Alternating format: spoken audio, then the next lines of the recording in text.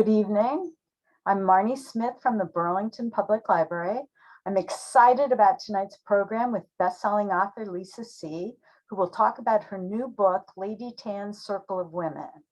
I want to thank Lisa for generously giving us her time.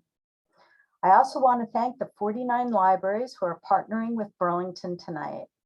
If you're interested in buying a copy of Lisa's new book, there will be a link in the chat to the Concord Bookshop, who's selling copies with book plates signed by Lisa. And of course, you can find copies in your local library if you prefer. Joining Lisa and me tonight is Mina Jane from the Ashland Public Library. She will be handling questions from the audience. So if you have a question for Lisa, put it in the Q&A. Lady Tan's Circle of Women was published June 6 to glowing reviews and debuted at number 5 on the New York Times bestseller list, and it has been on the list ever since. In addition to her new book, Lisa See is the New York Times bestselling author of The Island of Sea Women, The Tea Girl of Hummingbird Lane, Snowflower and the Secret Fan, Peony in Love, Shanghai Girls, China Dolls, and Dreams of Joy, which debuted at number 1. She's also the author of On Gold Mountain, which tells the story of her Chinese-American family settlement in Los Angeles. See was the recipient of the Golden Spike Award from the Chinese Historical Association of Southern California and the History Makers Award from the Chinese American Museum. She was also named National Woman of the Year by the Organization of Chinese American Women. Lisa, I am such a fan. I have read all your books, and I especially loved Lady Tan's Circle of Women for all the history of the Ming dynasty that you packed into it. Please tell us about your book. Thank you. And thank you just so much for having me. And thank you to the 565 people who've already joined this webinar tonight. You know, before we start, I want to just say that I work in this room, and when I'm writing, it's very hard for me to think that there's anybody out there who actually reads my books. And so to do something like this and see how many people have joined us, and from 50 libraries altogether, it's just a remarkable thing. And it's just my brain, it can't quite handle it. Anyway, so we are here to talk about Lady Tan's Circle of Women. And what I thought I would do is just start with how I came to this story. Was it luck, fate, fortune, destiny? So I do think about books for a very long time before I decide this is the one. With Island of Sea Women, the last book, I thought about that for 8 years before I, decided this was the one. With Tea Girl of Hummingbird Lane, I actually thought about that book for 20 years before I had my way into the story. So we have to for this book, kind of scroll back in time about 4 years.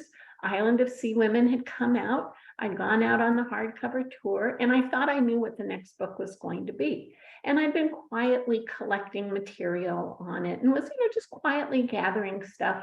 A lot of it is up there now on those shelves. Anyway, a year later, the paperback for Island of Sea Women came out, and I went out on what was supposed to be a 6-week book tour. I left on March 10th, 2020. And I went to 5 states in 5 days, and then the country and then the world shut down, and I was sent home. So the thing about that story that I'd been quietly gathering material for was that it was going to require a trip deep, deep, deep into the interior of China.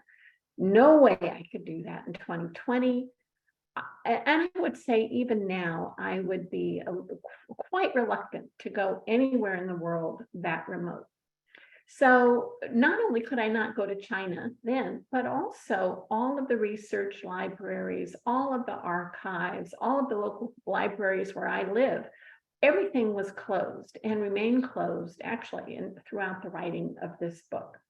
So there I was, all of a sudden, at home alone with my husband, of course, but kind of home alone and feeling very much at loose ends.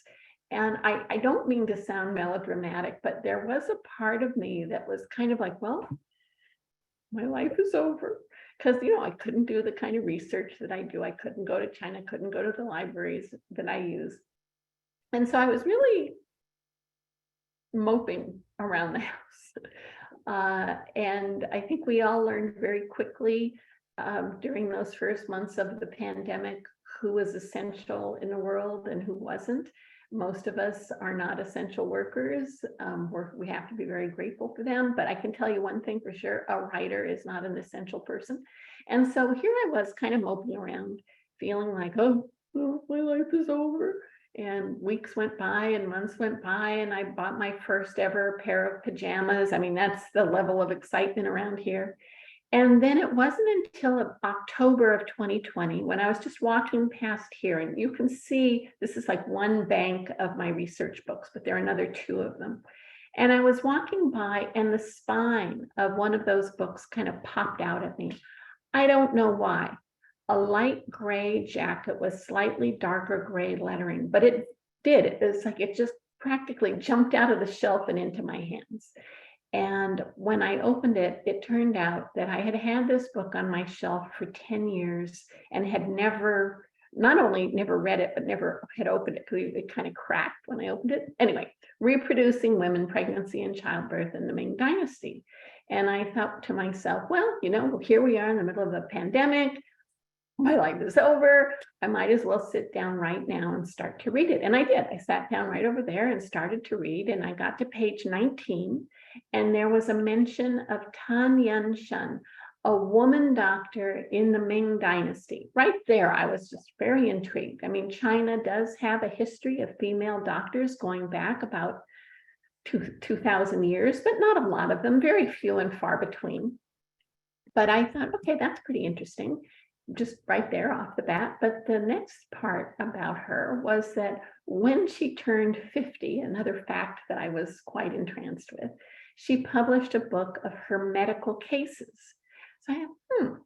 So in 1511, right? So I set that book down. I came over here to look her up on the internet, and I discovered that her book was not only in print in Chinese, it was available in English.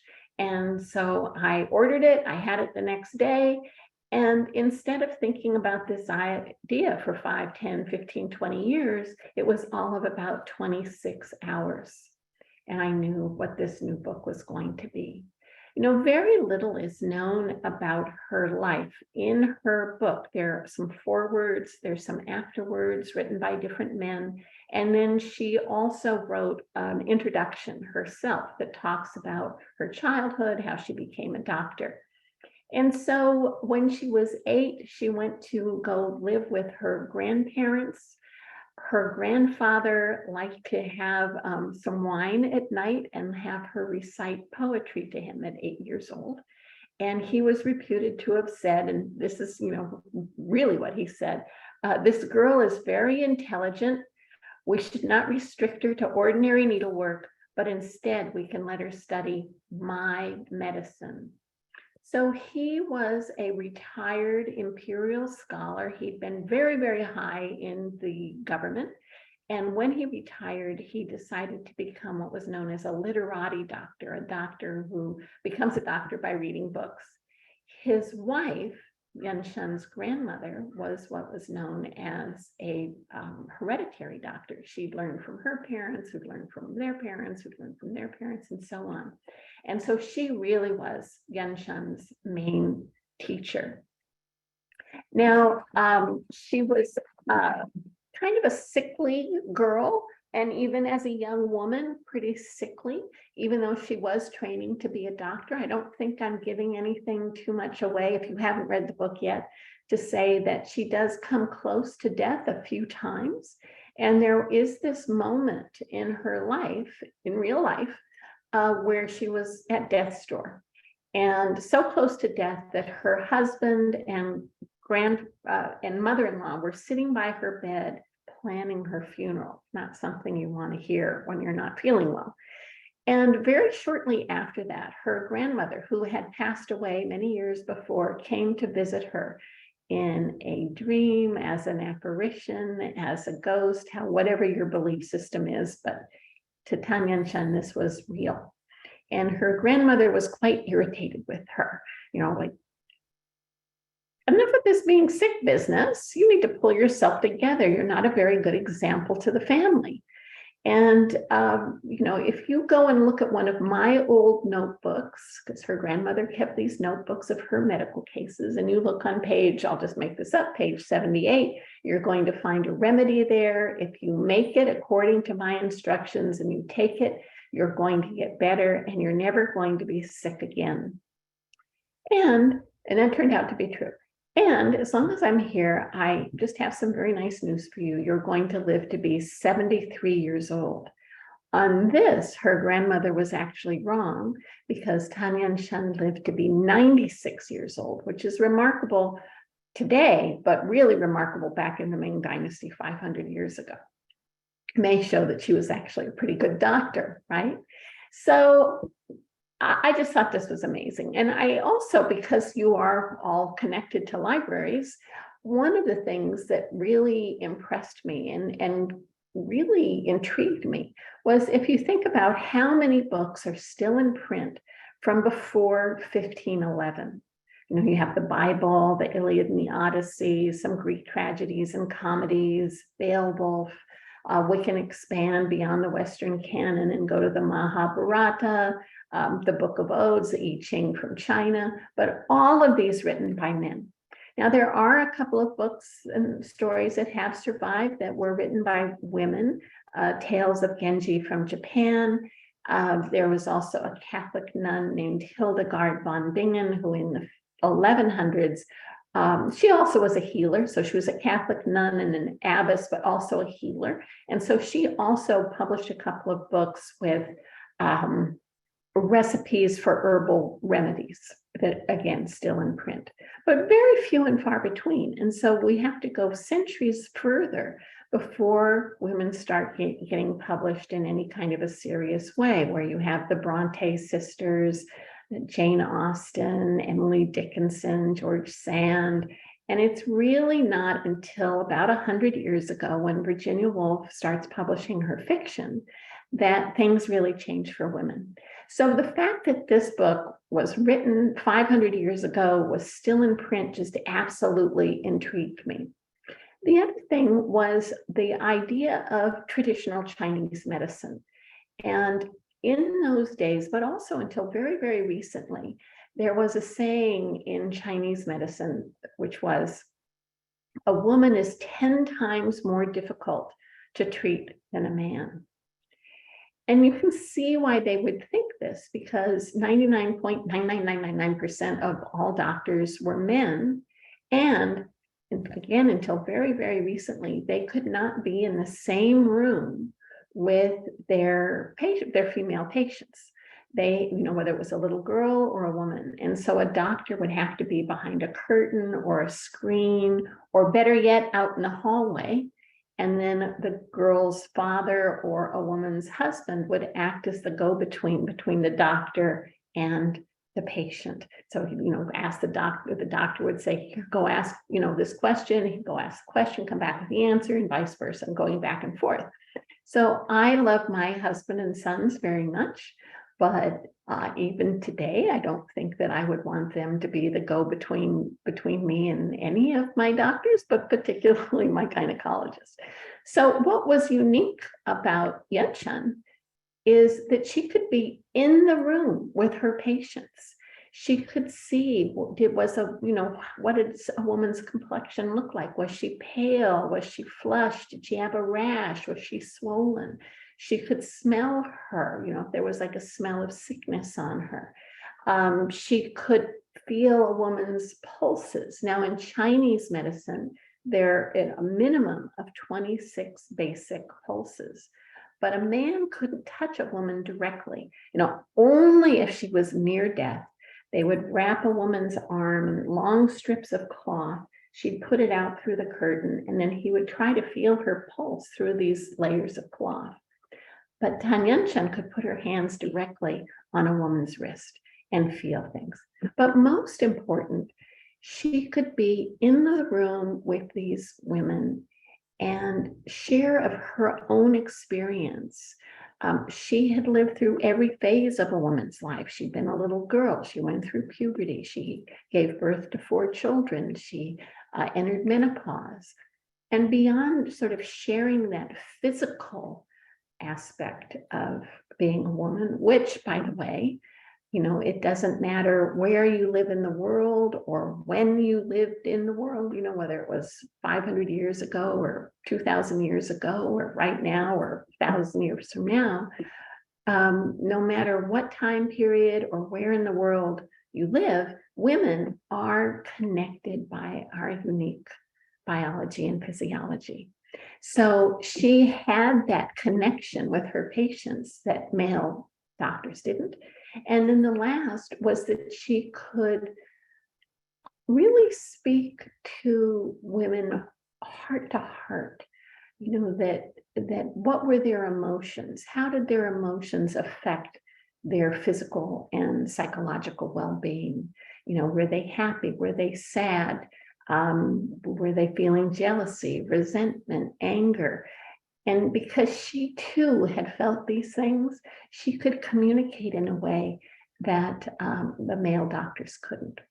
So I just have one more minute before we go to the first phase of our Q&A. And I just want to say one thing about friendship.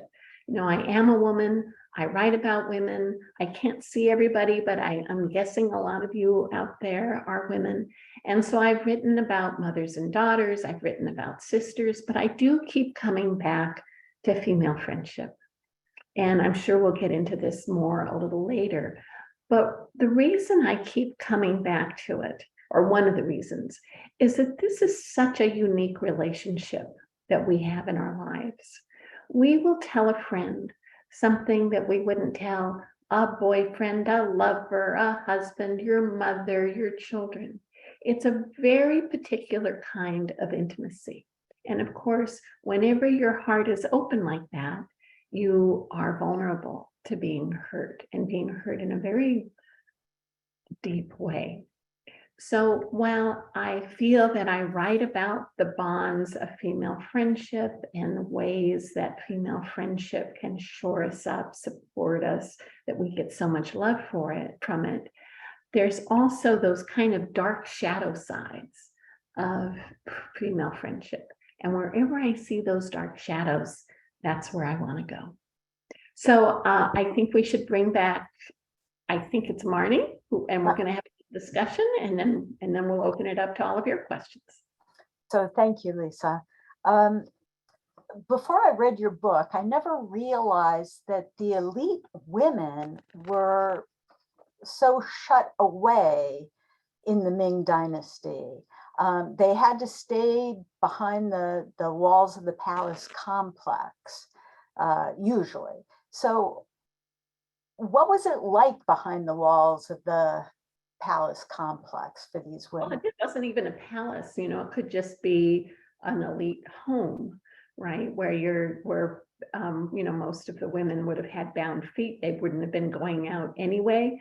But, this is a time period when Confucian thought really influenced society, culture, family life. And while he was a great philosopher, I think we can all agree on that, he also didn't have a lot of love and respect for women. I think that's fair to say. And so he had these sayings like, an educated woman is a worthless woman, or a good woman should never go more than 3 steps beyond her front gate.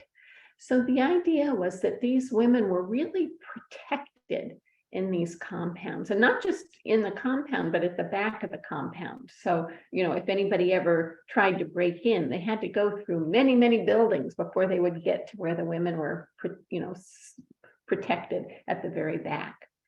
And this was one of the things that really captivated me about Tang Yunshan, is that she did follow the rules of what a good Confucian woman should be. She went into an arranged marriage when she was 15. She had 4 children. She managed her husband's household. She was a good Confucian wife and mother.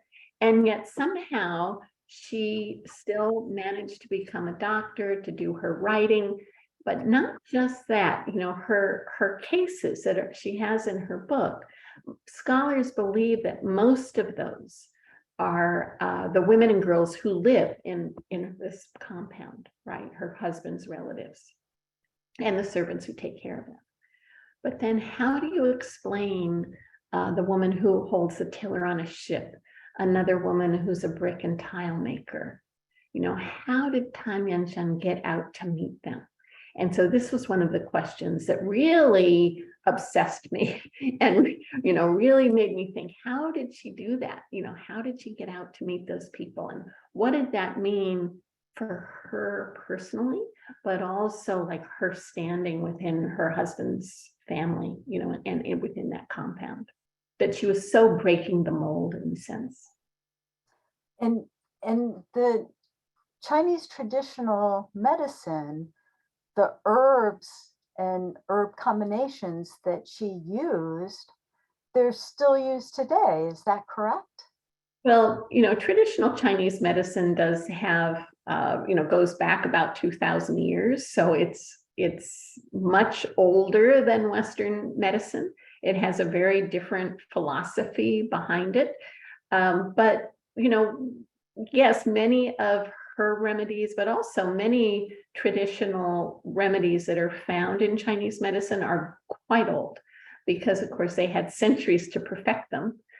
The one thing I would say, add to that, is that so many medicines that we take now, either come from things that are found in the natural world or are synthetic versions of things that are found in the natural world. So it's not like it's so far-fetched. It's actually something that we can see certain ingredients that are used even in traditional, like Western medicine.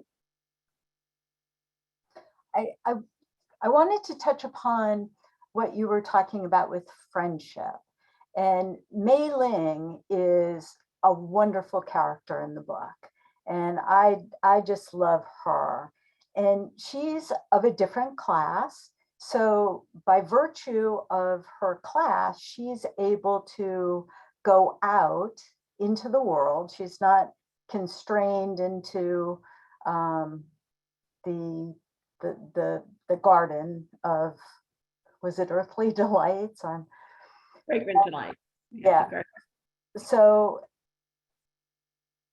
grandmother Rue, Lady Tan's grandmother, creates a pact for these two girls, Mei Ling and Yu Shen.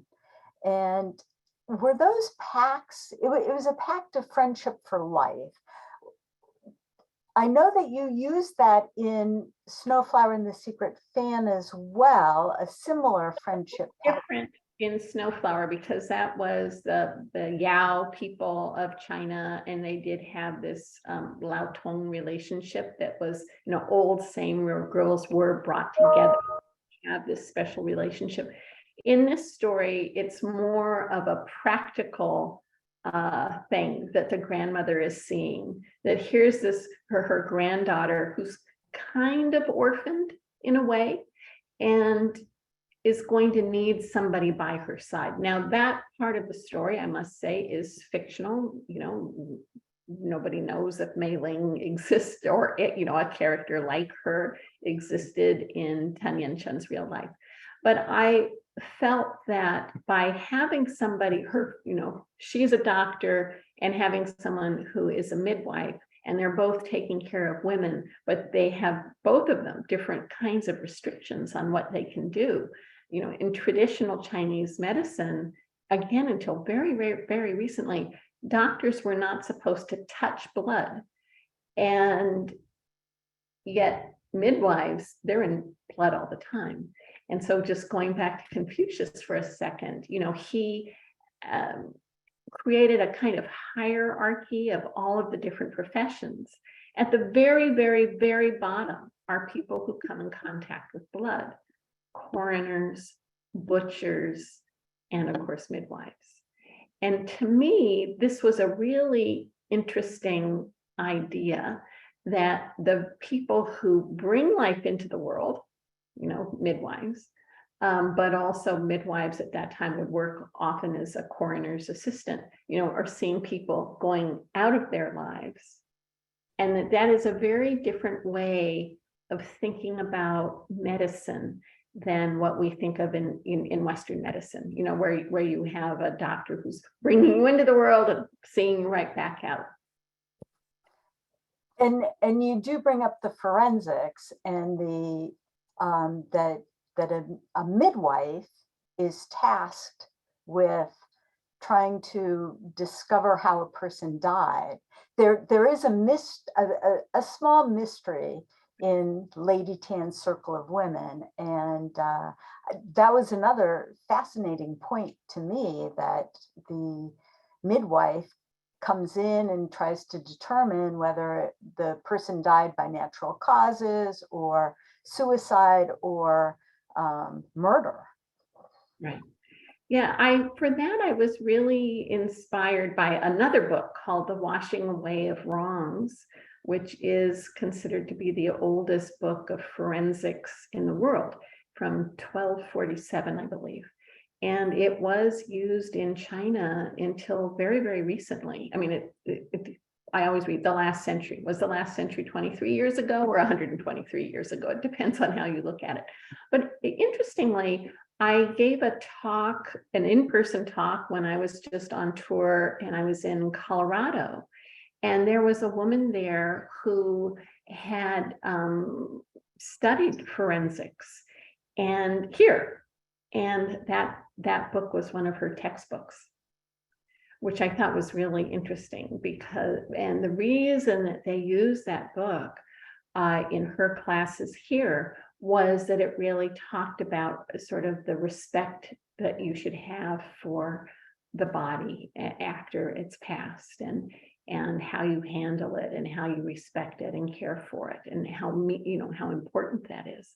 But again, I was sort of thinking about this idea that the same person who's bringing life into the world is the same person who's sort of in charge of what happens to a body under mysterious circumstances, and particularly with women. Lady Tan was a remarkable woman, and she conformed to what was expected of her. And yet she was a rebel. She was pushing the envelope when she was practicing medicine and forbidden to practice. And I kept cheering her on for, push more, push more, push more. And yet she stuck with tradition. She was binding the feet of her daughters. Did you ever consider making her more of a rebel and breaking more a bit more? I actually bring up an interesting point about the foot binding, because she was a proper woman, and this was, you can say a lot of things about foot binding, but this was the one thing a mother could do to possibly give her daughter a better chance at life. If she could give her daughter a pair of perfectly bound feet, then her daughter might be able to marry into a better family and live a better life. I mean, what were the other options? To work in the fields? People did not live very long, maybe 35 years old. This was very hard physical work 500 years ago, still hard work today. You could become what was known as a little daughter-in-law. We actually had these in my family, where a little girl is sold to another family, and she's like at age 5, 6, 7, somewhere in there, and she does little chores around the house. But as she gets older, her main job is to be the plaything of the boys in the family. And that really all that somebody like that could ever hope for was that maybe she would be married to be, or allowed to become like a 3rd, 4th, 5th wife, or maybe a concubine, where you have no power. You have, you're really at the whim of your owners. And so I I don't think that that would have been an act of rebellion that she would have seen as having value, because why would she want to give her daughters less of a chance at life?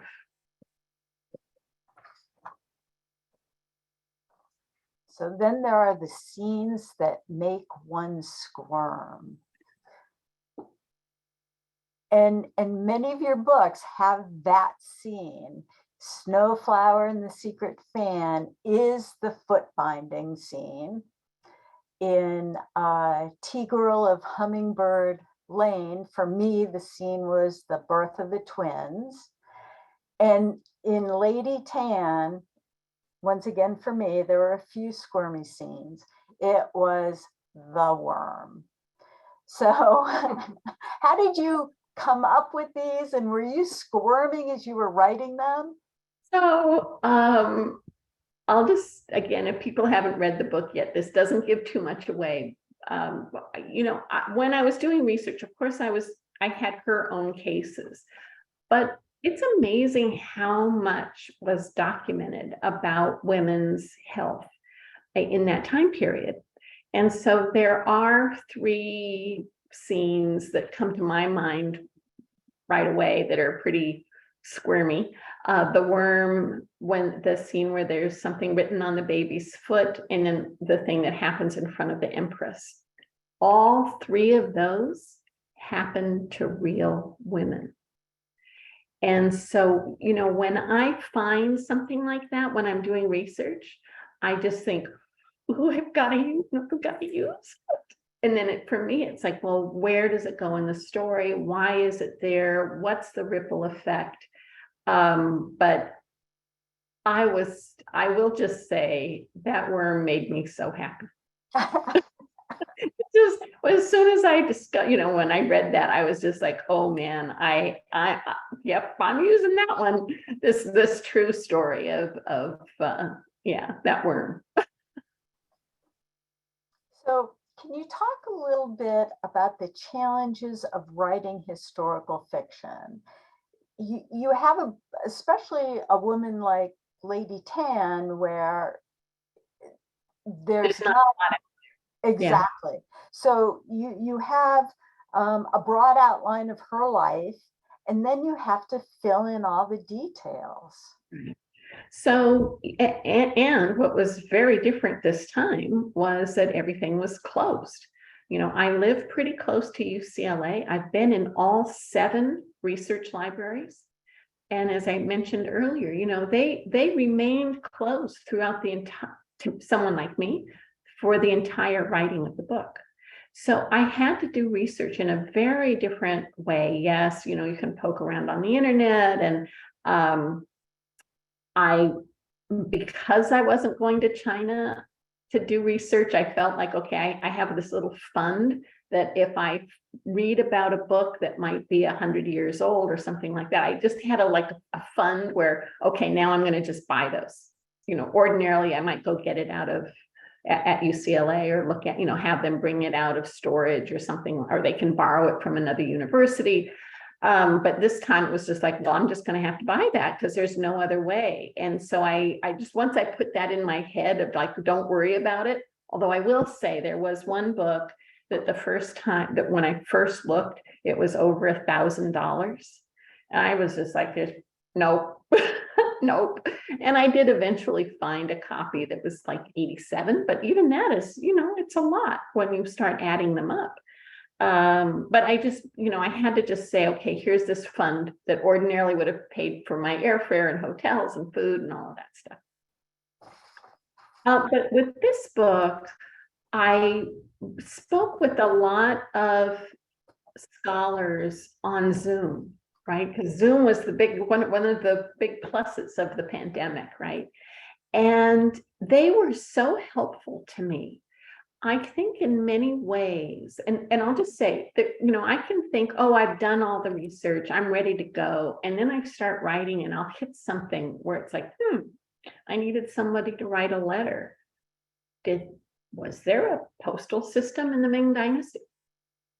And, and I looked around, I couldn't find it, but I did eventually find a scholar who has spent, decades researching the postal system, if we could call it that, in the Ming Dynasty, at least how things were transported. So there were things like that people were just so generous and helpful to me in a way that I've never experienced before. And I think maybe part of that was that they were feeling maybe as lonely and isolated as I was. And so if I sent a note and said, would you mind talking to me about the postal system and the Ming Dynasty? People were like, sure. But the other thing I did when I would talk to these scholars is I would ask them, like, okay, so what about that tiller woman, the woman who holds the tiller on? How do you think Han Yan-shan met her? Like, what in your imagining, like, how would you think she did it? Because, of course, these were many of them scholars very focused on the Ming Dynasty or on women's health, women's reproduction, the history of women's. So they had different areas, obviously.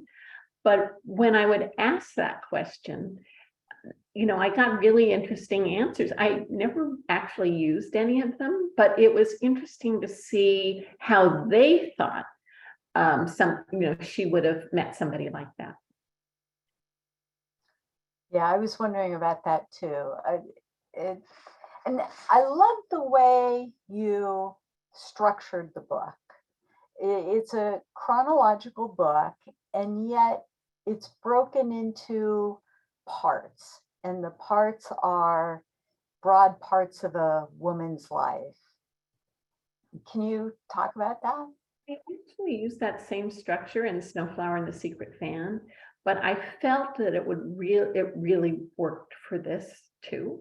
So Milk Days, when you're a little kid, we all, and what I loved about all of them is that I think we have a contemporary version of that, so Milk Days when you're a child, hair pinning days, this is when your hair is pinned up and it sort of signifies to people that you're ready to get married. Now, I'm not saying everybody wants to get married today, or that if they should even want to get married, but we do go through that phase, our sort of teenage years and into our 20s, where we're often sort of adorned for that world that we're now exploring in a way that we couldn't when we were children.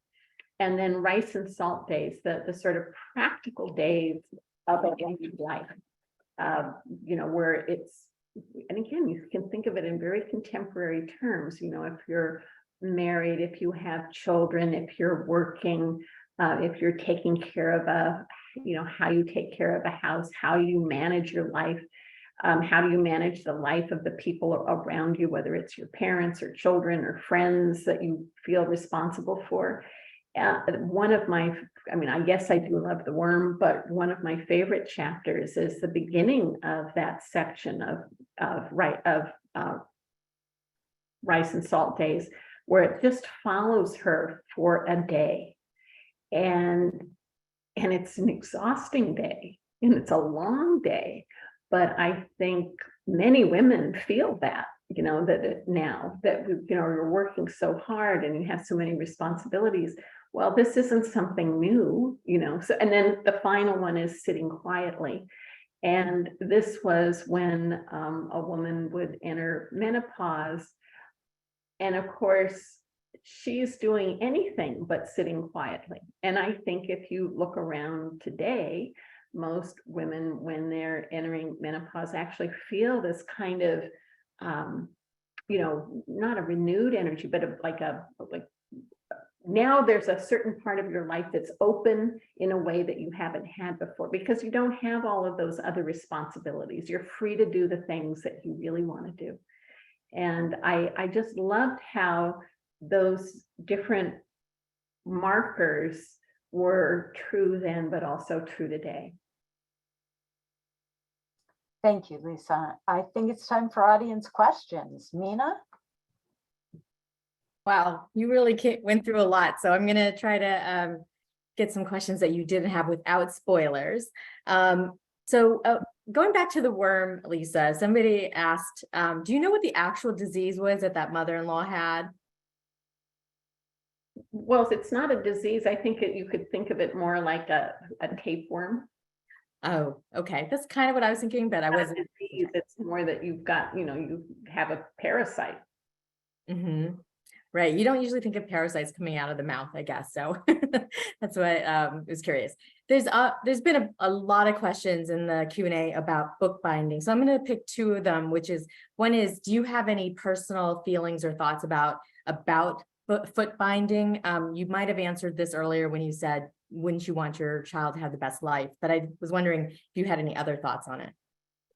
Really interesting question, and I'm glad it was phrased that way. When I wrote Snowflower and the Secret Fan, one of the very early readers was a young woman in my agent's office, and she wrote me this very long email saying, why aren't you coming out against foot binding? And I sort of look at it differently, that I just want to be in the room with those characters and experiencing their life like you're living in their shoes, that you're living with them, you're in their clothes as they're going through something.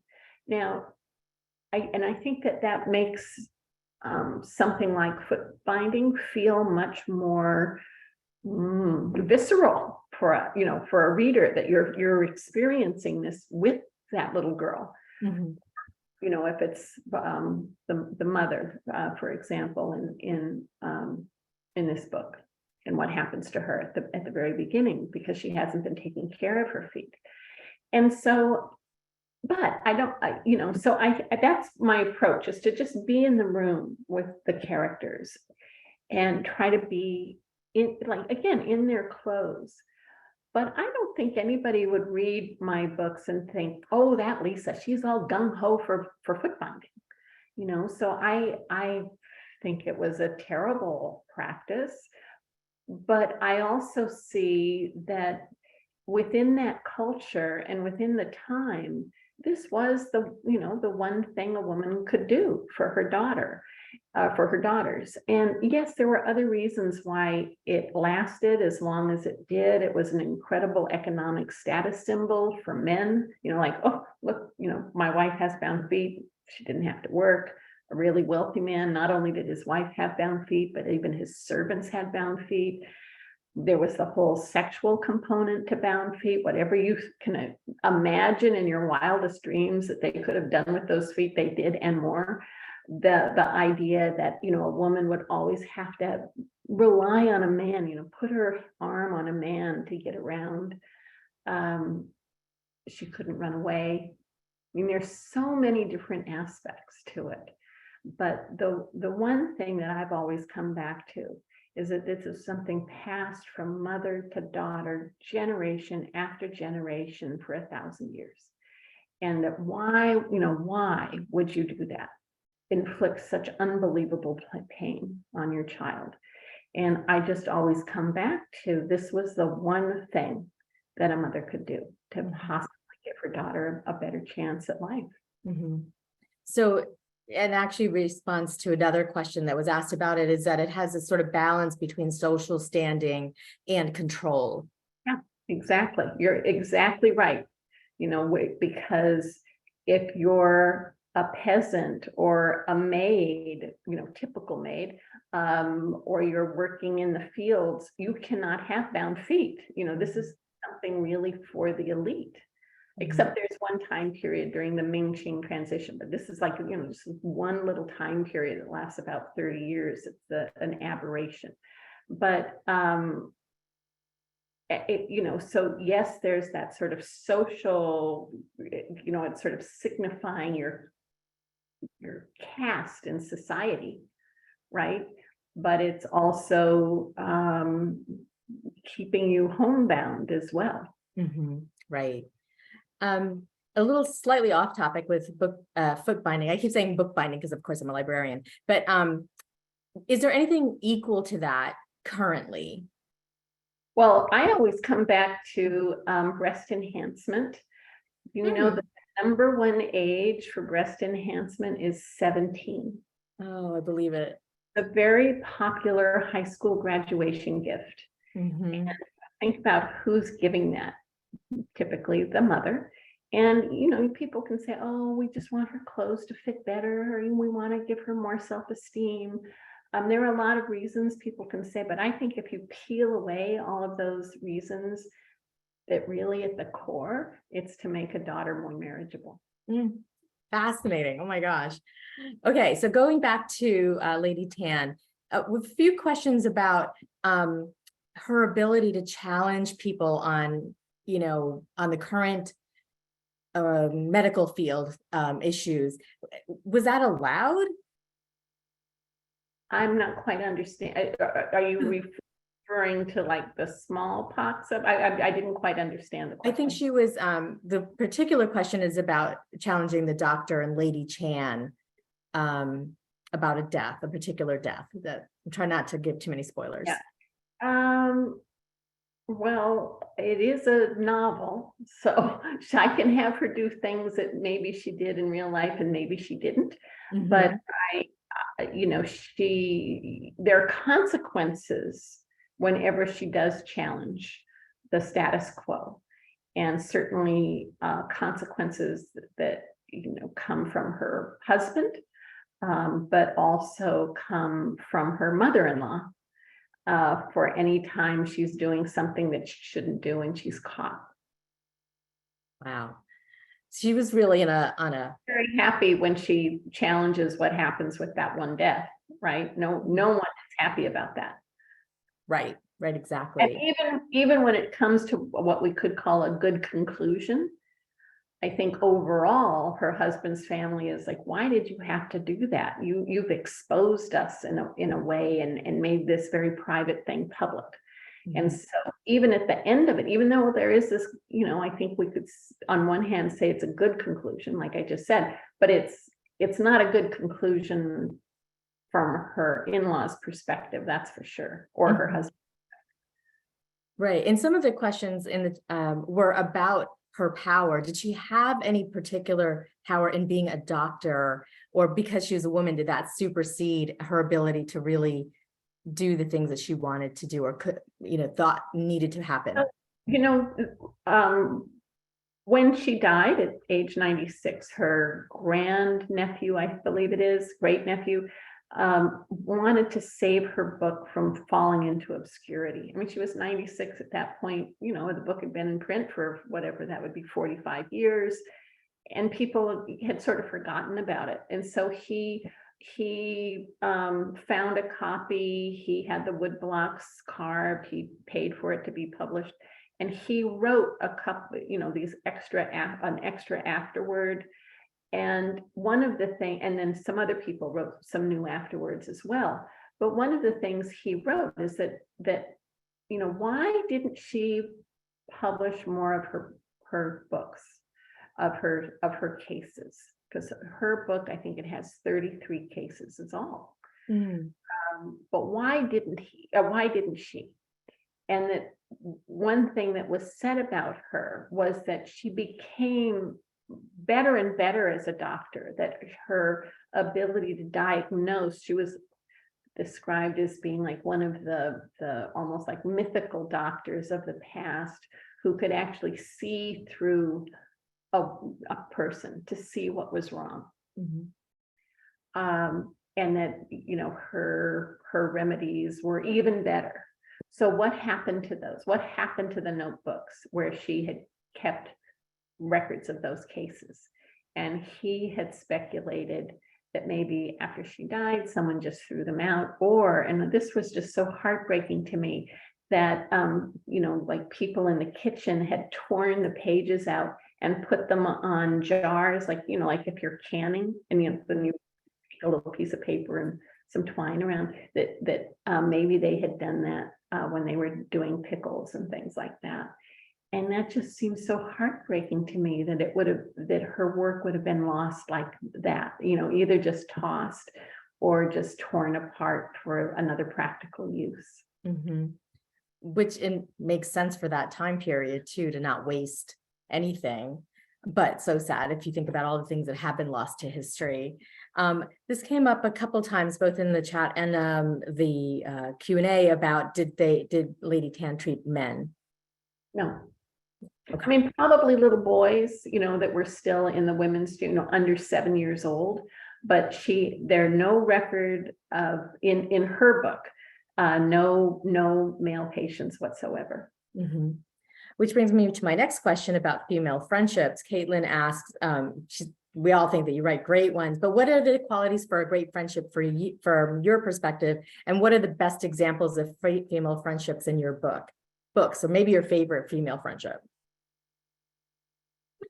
The great attributes of a really wonderful friend are loyalty, the ability to listen, but without judgment, just to be able to have someone who can hear you, and not come back with, things like, if only you lost 10 pounds, if only you gained 10 pounds, if only you left that bum of a boyfriend, if only you changed your job. I mean, sometimes that practical stuff might be true, but it also, if only you cut your hair, if only you dyed your hair. I mean, all of those kinds of things, that they imply a certain kind of judgment. And instead of just really listening and taking in what somebody is experiencing. So I would say that. So first loyalty, then this ability to truly listen. And then the last would be a good humor, somebody who can make you laugh. And I think that's so important in life, that wherever we can laugh, to be able to laugh. Mm-hmm. So what is your favorite female friendship that you've created through your books?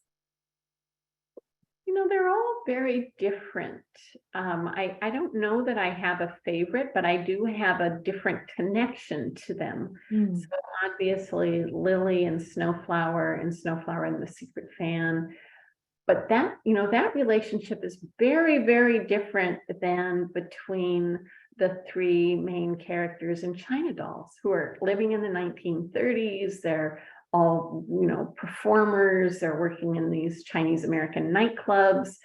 They are inspired by real women who did that, but their attitude was so completely different, and their experience of life was so completely different.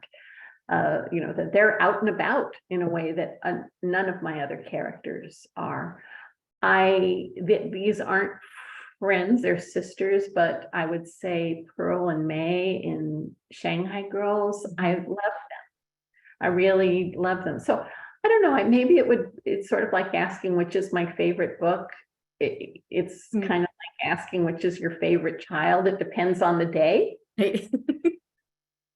Yep, I totally get that. Days and for different things. Mm-hmm.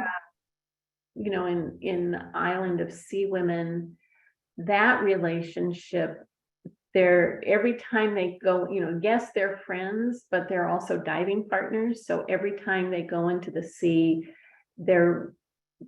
Young-suk is putting her life in Mi-ja's hands, Mi-ja is putting her life in Young-suk's hands. So it takes that whole idea of friendship and actually raises it to a life or death issue. But that's very different than the intimacy of something like Snowflower and the Secret Fan. Mm-hmm. Can you read the traditional Chinese texts, or do you have to have translators? I have to have people who can translate, but most stuff is translated already. Mm-hmm. For the only time that I really got stuck was with Peony in Love, which is based on the Three Wives commentary. And a scholar did send me a copy of the Three Wives commentary from the 17th century, but it was written in classical Chinese. And I tried to find someone at UCLA, like a graduate student, who could help translate it. I couldn't find anyone who was that well versed in classical Chinese. Mm-hmm. That's fascinating. Michelle wants to know if, because you had a lot of sayings in this book, were they real or did you have to create them?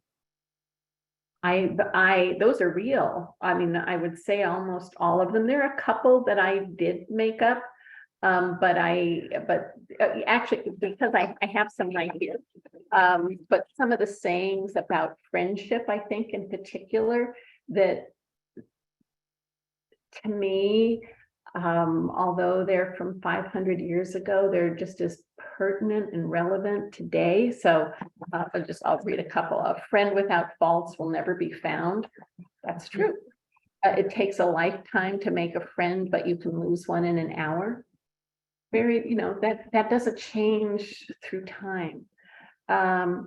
Friendship is a contract between two hearts. With two hearts united, women can laugh and cry, live and die together.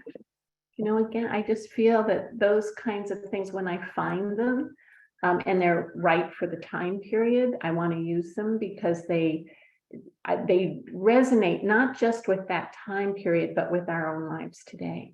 Mm-hmm. Yes, your books are so relatable in that way. Somebody asked, and it's just about out of time, but I want to ask a couple more questions. Did you have particular images when you were creating your settings and scenes? They were particularly interested in the multi-room bed. The bed, the marriage bed. Yes. The marriage bed is actually based on a marriage bed that we have in my family. And so I don't know if people know this, but I did grow up in a very large Chinese American family. My great grandparents started a Chinese antique store that's still in business today. And so one of the things that we've had in our family for well over 100 years is this traditional Chinese marriage bed. But it's much more elaborate than most of them. So most of them, and you're an elite girl, you're marrying into an elite family, and part of your dower, you'd be given a marriage bed. So typically a sleeping platform and surrounded on the others around it with these kind of high carved walls. And this can all be taken apart and folded up, like just even if you think of like Chinese screen, that how it folds out, but it could fold up like that. These beds are kind of like that, very transportable. Anyway, this particular one has 3 rooms, and it's carved out of 20 different types of wood. It has this incredible awning that's carved out of wood with these wooden tassels that hang down. The first room is where your servant would sleep. The second room is the dressing room, and then you enter through this moon gate, very carved, onto the sleeping platform that was surrounded on all sides by paintings on silk, showing these moments of domestic bliss, a couple walking by a stream together, she's playing an instrument and he's writing poetry. And so this bed was my playhouse when I was a child, and where I played with all my cousins. And then it's where my sons and their cousins played when they were a kid, whether you saw it as a playhouse or a fort. And now we're just waiting to have enough grandchildren of the right age so that they can all play there as well. I do have photos of it on my website.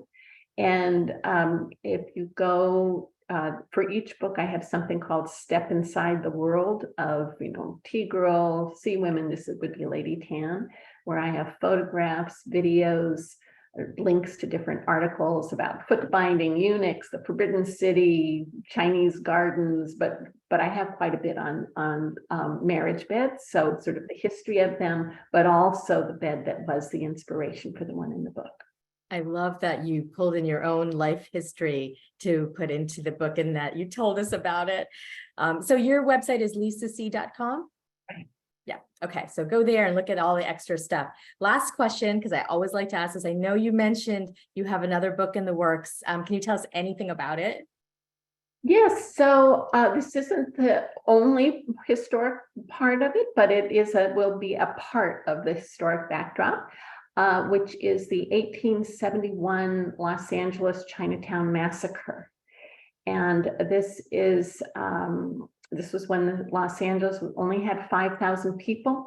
This was considered to be the wildest of the Wild West towns, worse than Deadwood, Dodge City, Laramie, any of those towns you can think of. This Los Angeles was, far more worse. Lots of shoot 'em ups and people, you know, shooting each other in the street kind of thing. But this massacre, 10% of the population participated, and 10% of the Chinese who were living here were killed. So it was 19 Chinese men and boys were shot, stabbed, and hung. It's considered to be one of the largest mass lynchings in the history of our country. So I am telling this story, and again, this is just a part of it, but it's set in Los Angeles at that time period, from the perspective of 3 Chinese women. So there were only 34 Chinese women in Los Angeles at that time. I can't stop thinking about that, what their lives must have been like in this very rough, backward, primitive town, considering where they had come from. Mhm. And so one is, I'm going to watch, well, we better stop there because I know we're going over, but they're, you know, I'm telling the story from the perspective of 3 women who were actual women who lived through that time period. I can't wait. I mean, I'll read anything by you, Lisa. And I was just going to say the same. I can't wait. Thank you so much, Lisa. I have your book right here. Thank you, Wonderful everyone, evening. for joining us. Thank you so much. This was great fun. Thank you. Thank you. Good night, Bye, everyone. everyone.